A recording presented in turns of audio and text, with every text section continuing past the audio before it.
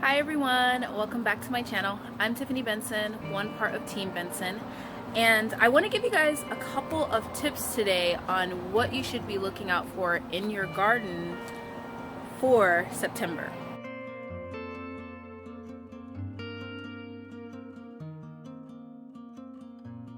September is a really big planting month for us desert gardeners. This is our exciting month. This is like pretty much equivalent to when people get really excited about planting in the spring.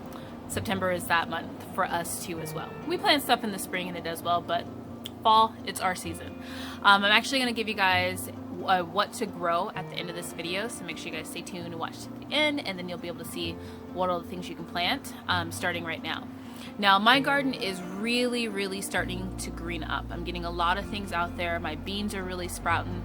I'm trying these new dragon tail radishes. I know I said that I wasn't going to try anything new in my garden and kind of keep it simple, but I saw these and I was like, okay, that seems really cool. So I planted those. You're not supposed to eat the roots of those, like the big bulb that normal radishes have, but they're supposed to have like pods that grow off of that. So we'll see how that goes. I'm gonna grow them, see how they turn out, and then I can tell you guys. But I want to kind of give you guys some tips on what to look out for in your garden right now that it's the fall. But first, let me show you what I've gotten new planted in my garden. Now, as I told you guys, me and tomatoes and peppers, starting them just for some reason do not work out. I've been successful at it once with poblano peppers, but this year I think my house was too cold and it just didn't happen. So I went to the AZ Worm Farm. If you guys haven't been up there, they do have some starts left. They don't have a ton left, but they do have a couple of them left.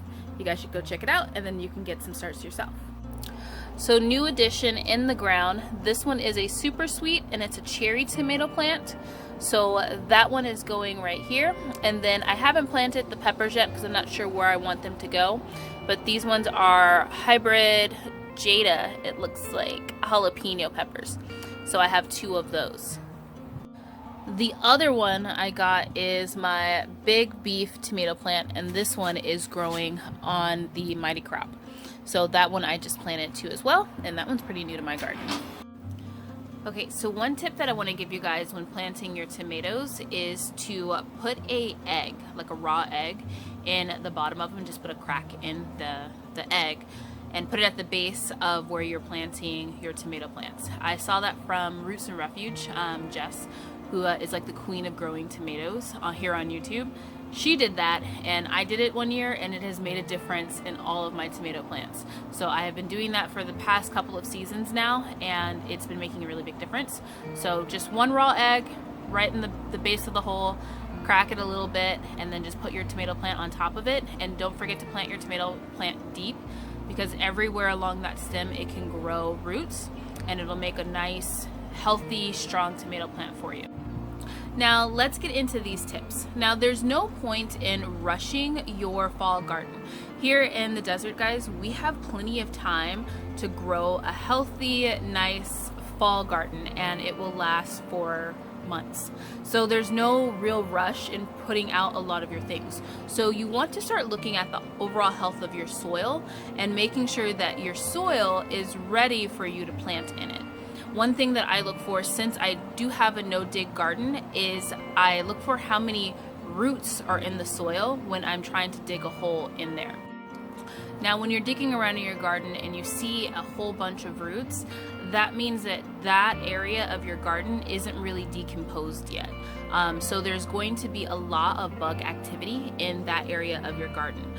If you are not seeing a lot of bug activity, especially like worms or different things like that, which brings me to tip number 2, is you want to make sure you have a lot of worms in your garden. So if you dig a hole and you don't see any worms, that means maybe you weren't watering as much as you could during the summer when it was really hot, or you didn't have enough like food for the worms to eat in the garden. A lot of times if we don't have like our roots and different things like that, like my garden, I pretty much taken everything out over the summer because we weren't planning to be here, but you know, now we're here, so we're planting more stuff. So since I have a no-dig garden, I cut everything at the base. So over the summer, during that time, we just water the garden, and the worms and the other insects in there, they eat those roots. So then when it's time for me to plant something in there again, my soil is nice and loose and aerated. You don't want to plant your new starts that may already have a couple of root bound issues depending on how long they've been inside into soil that is really, really compacted and not aerated, because it's full of roots that are already in the soil. So you want to make sure that your garden has that in there. Now, if you're digging around your garden and it's really, really compacted, then go get some worms. You can order them, you can get them. I get mine at the AZ Worm Farm, and put them in your garden and let it sit for a little bit. That way you can kind of get that worm activity going on in there and get those roots decomposed before planting your new starts in there. I was getting attacked by a fly, guys. So tip number 3 is look out for overwatering your garden. Now, one of the things that happens in monsoon is that it's still really, really hot, and it'll rain, and then we also will a lot of times water because that top layer of dirt looks really dry because it's 103 degrees, which still is pretty warm, and it'll dry out that top layer.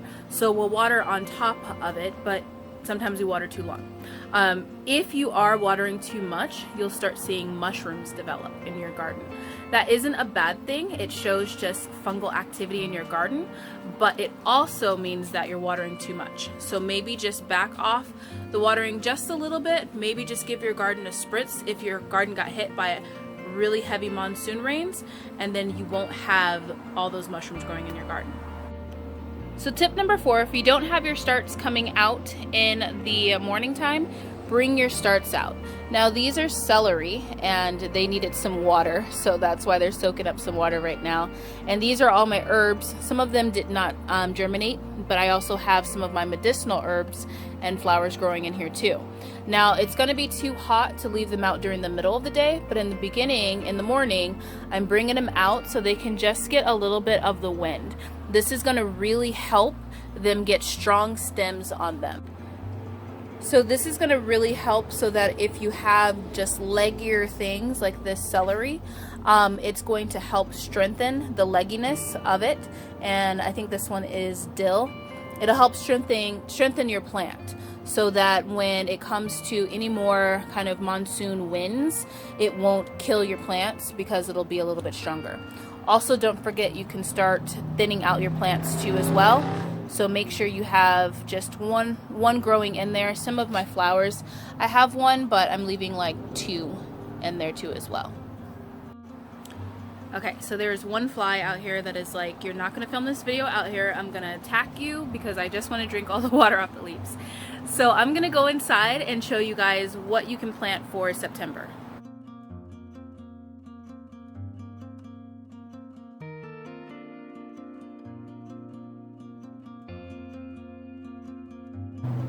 So that's it for this video. I hope that you guys find these tips helpful, and I hope you are planting your gardens because right now is our time, guys. So the weather is still really beautiful this morning, so I'm going to sit out here and enjoy my garden just a little bit longer. But until next time, make sure you're growing yourselves a garden because even a small space can provide you with tons of food. Bye, guys.